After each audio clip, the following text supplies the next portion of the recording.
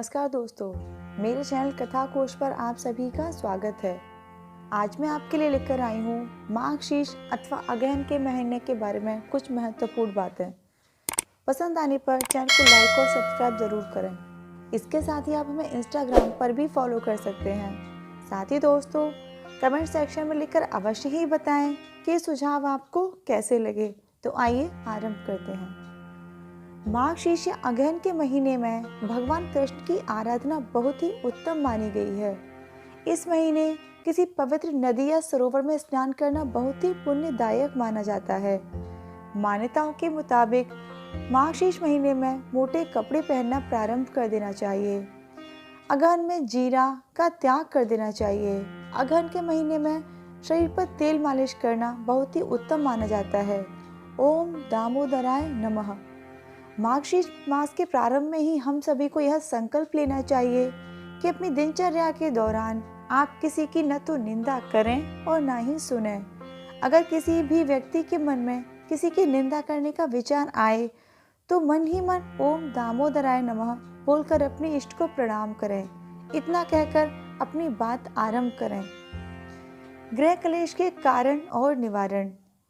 चंद्रमा और शनि साथ में, कुंडली में शुक्र या बुध कहीं एक साथ या अलग अलग दूषित हो रहे हों, पाप प्रभाव में हो, अपनी नीच राशियों में हो, यदि किसी व्यक्ति पर देवगुरु बृहस्पति शुभ स्थानागत ना हो अथवा गोचरवत नेष्ट स्थानों पर अपनी राशियों से भ्रमण करते रहें, तो जीवन में जितने मार्गदर्शन देने वाले मिलते हैं वे झगड़ों को और भी उलझाने वाले ही सुझाव देते हैं। ऐसे में यदि कोई व्यक्ति दूसरे की बातों में आ ही जाता है, इसके अलावा स्वयं की दिनचर्या में यदि देव गुरु माता पिता का आदर न हो तो बुध शुभ भी हो तो अशुभ फल मिलने लगते हैं। बुध अशुभ अर्थात पति पत्नी में कलह। यह फल सीधे न मिलकर कुछ इस तरह से भी मिलते हैं कि किसी परिवार में बहनों, बुआ, कन्याओं का लगातार अपमान किया जाता हो। वहीं माता पिता, गुरु, ब्राह्मण, ताऊ का अपमान अथवा अवज्ञा गुरु को दूषित करती है। अतः परिवार में प्रेम पूर्वक रहना, अपने प्रत्येक रिश्ते को निभाना और सदैव ही किसी की निंदा करने से बचना अत्यंत ही श्रेष्ठतम आचरण करना कहा गया है। माघ शीर्ष मास और ओम दामोदराय नमः। ओम दामोदराय नमः भगवान श्री हरि को अत्यंत प्रिय है। ओम दामोदराय नमः जीवन की सुख समृद्धि का मूल मंत्र है। अगहन के महीने में मन ही मन यह मंत्र जप कर अपने इष्ट गुरु माता पिता को प्रणाम करें। यह सुख समृद्धि में वृद्धि का कारक है। माघ शीर्ष मास का विशेष महत्व है। इस महीने में श्रद्धा और भक्ति से प्राप्त पुण्य के बल पर हमें सभी सुखों की प्राप्ति होती है। इस माह में नदी स्नान और दान पुण्य का विशेष महत्व है। श्री कृष्ण ने माघ शीर्ष की महिमा गोपियों को भी बताई थी।